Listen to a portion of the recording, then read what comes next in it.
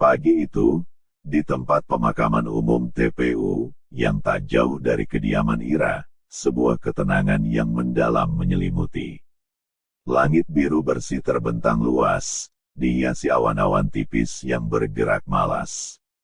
Mentari, yang belum sepenuhnya naik, masih memancarkan sinar keemasannya yang hangat, menyentuh dedaunan hijau pepohonan Kamboja yang tumbuh subur di antara barisan makam.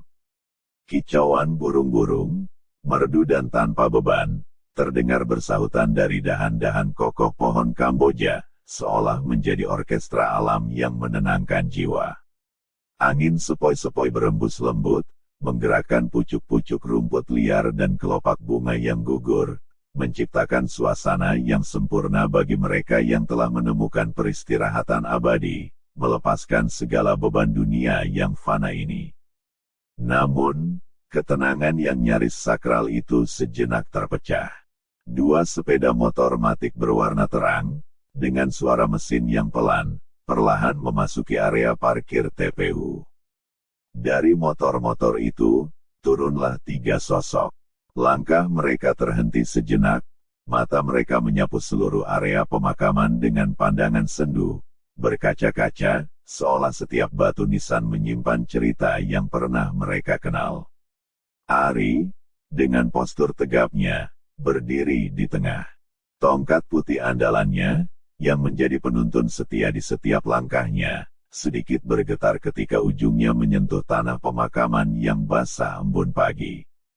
Di sisi kanan dan kirinya, Ita dan Nadia berdiri sigap, tangan mereka menggenggam erat tangan Ari, memberikan dukungan tak terucap. Dengan penuh perhatian dan kasih sayang yang mendalam, Ita dan Nadia menuntun suami mereka itu, perlahan namun pasti, menuju sebuah makam. Makam sosok perempuan yang ketiganya sangat rindukan. Hubungan mereka bertiga adalah sebuah kisah yang tak lazim, namun dibangun di atas fondasi cinta dan janji yang tulus. Beberapa bulan setelah kepergian Ira untuk selamanya, Ari, Ita, dan Nadia telah meresmikan ikatan mereka sebagai suami istri. Awalnya, rencana ini disambut dengan penolakan keras dari keluarga besar Ita dan Nadia. Konsep pernikahan poligami, apalagi dengan sahabat dan adik kandung almarhumah Ira yang menikahi satu pria yang sama, dianggap tabu dan tidak masuk akal. Berbulan-bulan mereka berjuang, menghadapi tatapan sinis, bisikan-bisikan sumbang, dan perdebatan panjang yang menguras tenaga dan emosi. Mereka tak henti-hentinya berusaha meyakinkan orang tua dan sanak saudara, menjelaskan bahwa keputusan ini bukan didasari oleh nafsu, melainkan oleh cinta yang mendalam dan sebuah janji. Sebuah janji yang diucapkan Ira di hari-hari terakhirnya, sebuah permohonan tulus agar Ita dan Nadia bersedia menjaga Ari, melanjutkan perjuangan Ira untuk membuat Ari bahagia. Perlahan tapi pasti, ketulusan dan kegigihan mereka berhasil meluluhkan hati yang semula keras. Orang tua mereka akhirnya menyadari bahwa Ari, Ita, dan Nadia memang saling menyayangi dan mencintai, bukan hanya sebagai pasangan, tetapi sebagai keluarga yang ingin saling melengkapi. Restu pun akhirnya diberikan, memuluskan jalan mereka untuk hidup bersama, mengarungi bahtera rumah tangga yang unik ini. Langkah-langkah mereka terasa berat, meski hati dipenuhi tekad. Mereka berjalan perlahan di antara makam-makam yang berjejer rapi, nisan-nisan putih bersih yang seolah menjadi saksi bisu perjalanan waktu. Suara gemerisik daun kering di bawah kaki mereka berpadu dengan hembusan angin, menciptakan melodi kesedihan yang tak terhindarkan. Setiap jengkal tanah yang mereka pijak seolah menyimpan kenangan, mengembalikan potongan-potongan memori bersama Ira. Setelah beberapa menit yang terasa begitu panjang, akhirnya mereka sampai. Di hadapan mereka, berdiri sebuah makam berwarna merah jambu yang menonjol di antara makam-makam lain. Sebuah batu nisan berwarna putih gading terukir rapi, memuat nama yang begitu mereka kenali, Irawati binti Ahmad. Di bawahnya, Tertera tanggal lahir dan wafat yang menyayat hati, lahir Selasa tanggal 11 Januari tahun 2000, wafat Selasa tanggal 20 Januari tahun 2026. Ketiganya berdiri mematung di samping makam Ira. Tatapan mereka terpaku pada nisan itu, seolah mencoba membaca kembali setiap huruf, setiap angka, berharap itu semua hanyalah mimpi buruk. Air mata yang semula hanya berkaca-kaca, kini tak dapat lagi dibendung, mengalir deras membasahi pipi. Suara isakan tertahan, mencoba ditahan agar tak memecah keheningan, namun gagal. Setahun, tak terasa sudah setahun berlalu sejak Ira meninggalkan mereka. Bibir Ira yang selalu tersenyum manis, suara Ira yang selalu terdengar ceria dan penuh semangat, serta pancaran kebahagiaan yang selalu memancar darinya, kini hanya tinggal kenangan. Mereka tak bisa lagi melihatnya, tak bisa lagi mendengarnya, tak bisa lagi merasakannya. Semuanya telah menjadi kenangan terindah yang akan selalu hidup, abadi di relung hati dan pikiran mereka. Dengan air mata yang masih mengalir membasahi pipi, Ita dan Nadia perlahan berjongkok. Tangan mereka mulai membersihkan makam Ira dari daun-daun Kamboja kering yang berguguran dan rumput-rumput liar yang tumbuh tak beraturan. Setiap sentuhan terasa begitu hati-hati, seolah takut mengganggu istirahat Ira.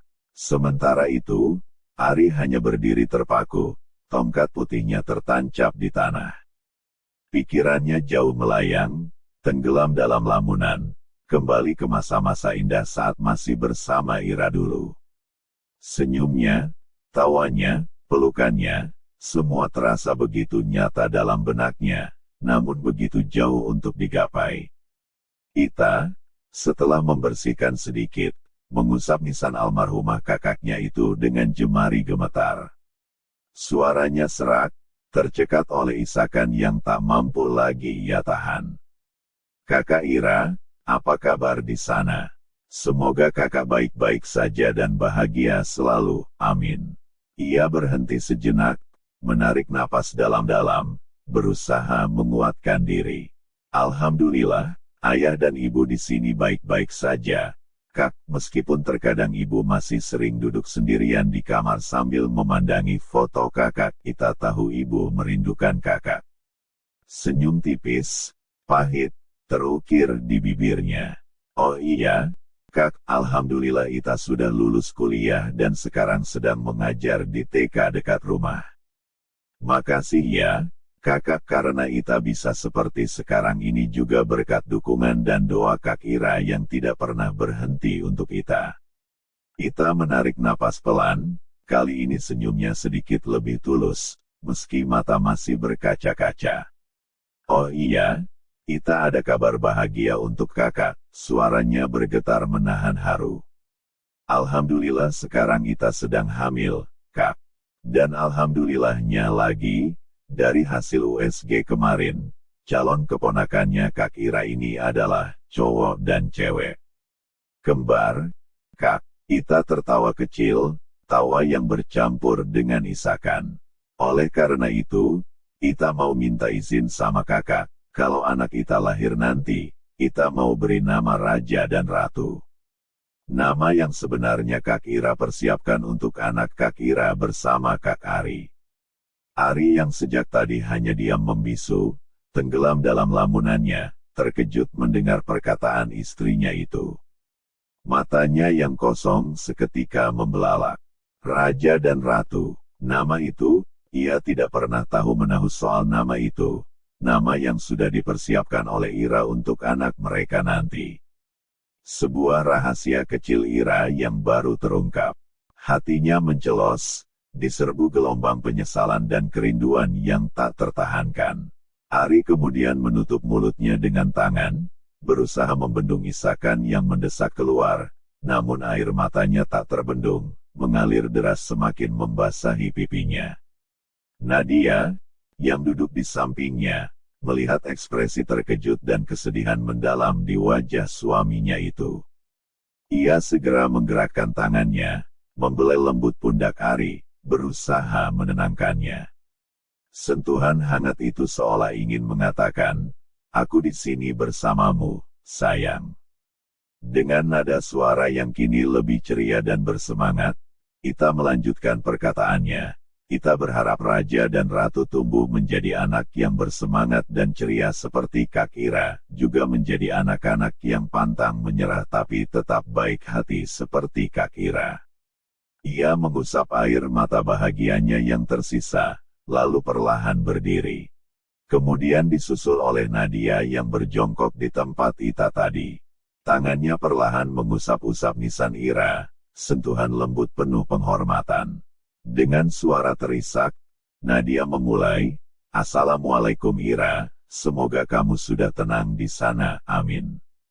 Isakan tertahan kembali terdengar, "Tolong maafkan aku, Ira, aku tidak pernah bermaksud merebut Ari, apalagi sampai menggantikan posisimu di hati Ari. Karena aku tahu, Ira, walaupun kami sudah menikah, tapi kamu akan tetap menjadi seseorang yang paling spesial di hati Ari. Tidak ada yang bisa menggantikanmu." Nadia berhenti sejenak, menarik napas dalam-dalam, berusaha mengumpulkan kekuatan. "Aku hanya meneruskan perjuanganmu, menjaga laki-laki yang paling kamu cintai dan yang paling mencintaimu, Ira."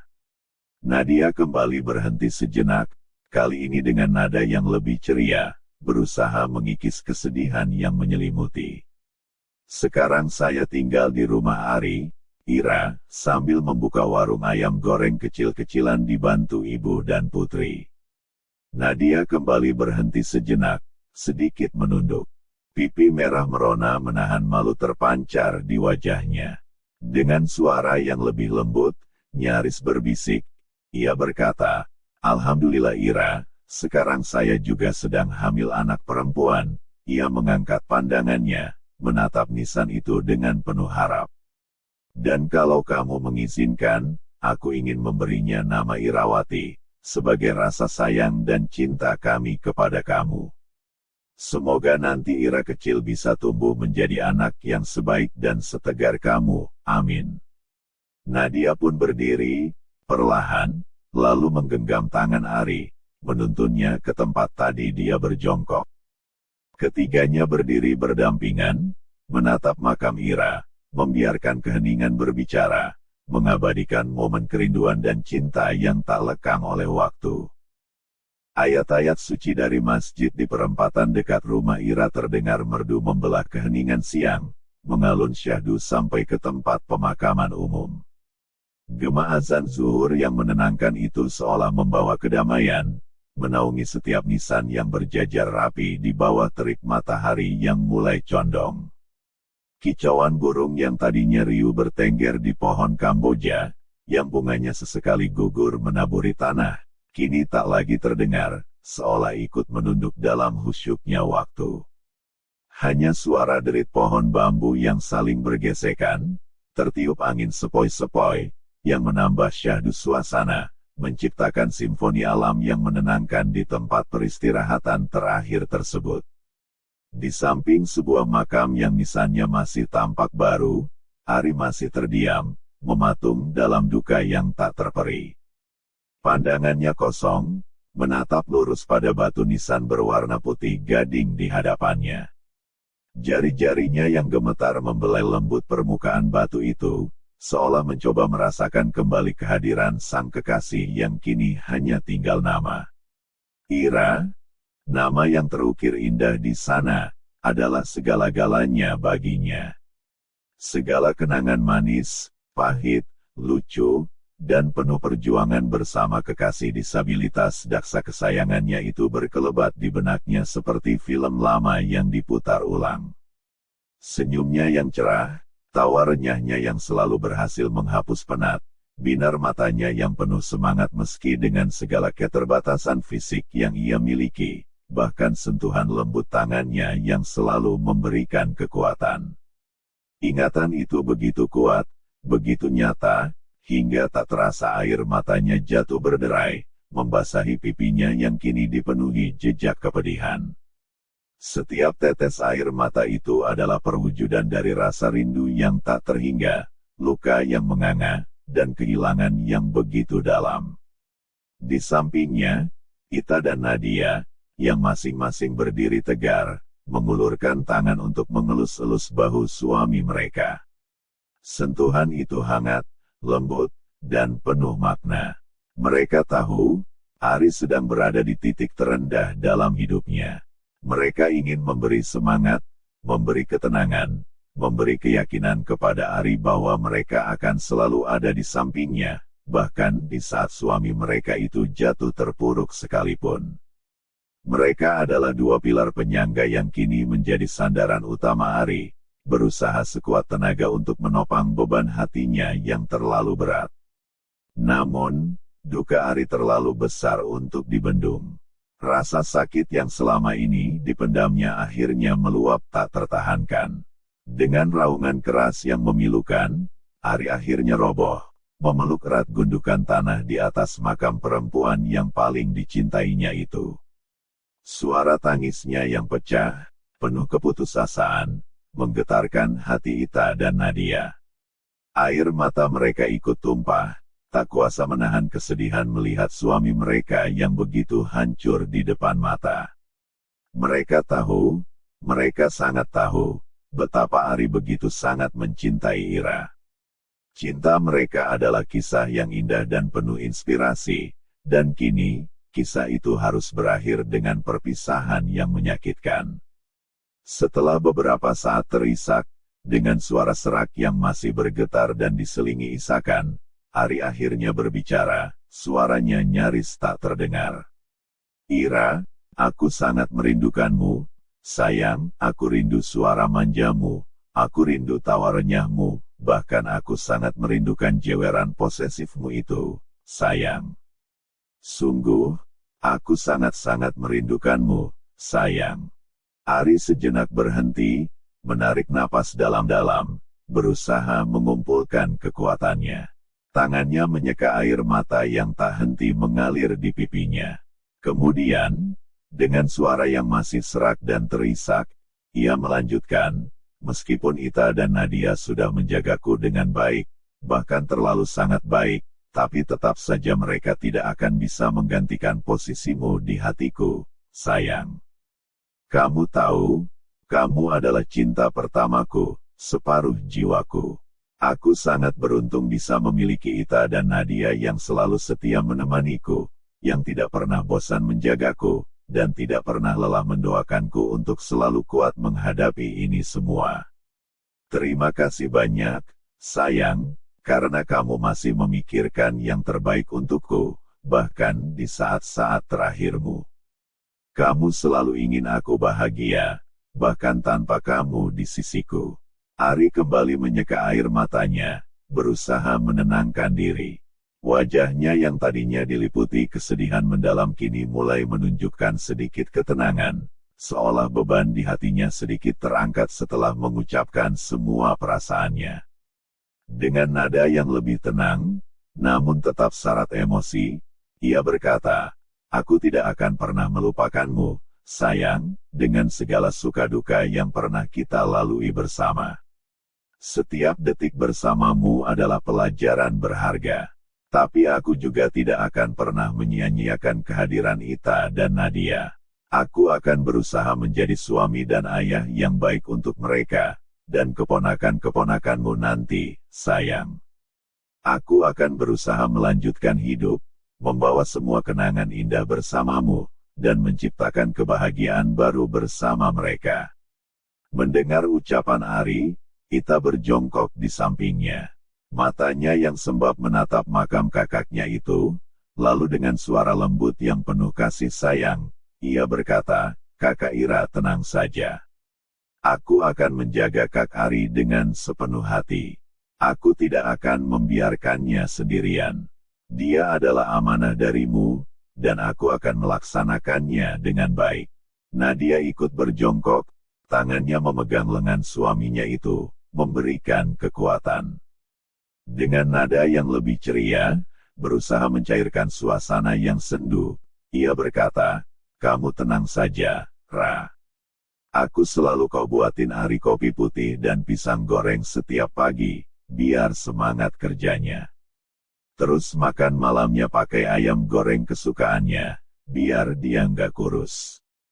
Ucapan Nadia yang polos dan penuh perhatian itu, meskipun sedikit canggung di tengah suasana duka, berhasil membuat Ari dan Ita tersenyum tipis. Sebuah senyuman pertama yang tulus setelah sekian lama berada di makam Ira, seolah secercah harapan mulai menyelinap masuk ke dalam hati mereka. Mereka tahu, Ira pasti akan senang mendengar itu. Setelah acara tabur bunga dan doa bersama selesai, yang diiringi dengan lantunan ayat-ayat suci yang dipimpin oleh seorang ustadz, mereka bertiga pun pamit kepada Ira. Dengan langkah perlahan, mereka berjalan menuju pintu keluar tempat pemakaman umum tersebut. Ari, yang kini hatinya terasa lebih lapang dan ringan setelah mencurahkan segala isi hatinya, berjalan di tengah. Tongkat putih andalannya mengetuk lembut rumput pemakaman, menghasilkan irama pelan yang menenangkan. Ia diapit oleh Ita dan Nadia yang masing-masing memegangi lengannya dengan erat, memberikan dukungan fisik dan emosional. Sebuah senyum yang mulai terbentuk di bibir mereka, bukan senyum ceria yang menggebu, melainkan senyum tipis yang mengandung kedamaian dan ketenangan. Beberapa peziarah yang berpapasan memandangi mereka dengan kagum, melihat keharmonisan dan kekuatan yang terpancar dari ketiganya, sebuah ikatan yang unik dan tulus yang berhasil tercipta di antara mereka. Setibanya di area parkir, Ita memastikan suaminya itu sudah duduk dengan aman dan nyaman di jok penumpang. Kemudian, ia pun melajukan motor Matic merah jambu kesayangan kakaknya, meninggalkan tempat pemakaman umum tersebut. Di belakang mereka, Nadia menyusul dengan motor Matic merah andalannya, mengikuti langkah Ita. Angin siang itu terasa lebih sejuk daripada biasanya, membelai wajah mereka dengan lembut. Sesejuk hati mereka bertiga yang telah mengungkapkan isi hati mereka di depan makam Ira, sang disabilitas daksa yang telah menyatukan mereka bertiga dalam sebuah ikatan cinta, persahabatan, dan keluarga yang tak terpisahkan. Secara lahir, Ira memang telah meninggalkan mereka, namun secara batin, Ira akan selalu hidup di dalam hati mereka, abadi bersama segala kenangan indah yang tak akan pernah pudar. Wow.